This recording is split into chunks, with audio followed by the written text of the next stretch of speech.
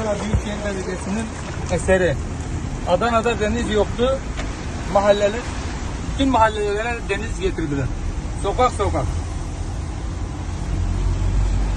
Vatandaşın halini görüyorsunuz. Bakın. Ne ayakkabı kaldı, ne kıyafet kaldı. Sokaklara bak.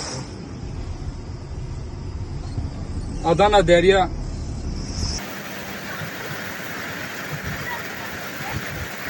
Biraz kalın. Şu kısmı da çekin. Şurayı şöyle. Hadi bak. Emir nasıl?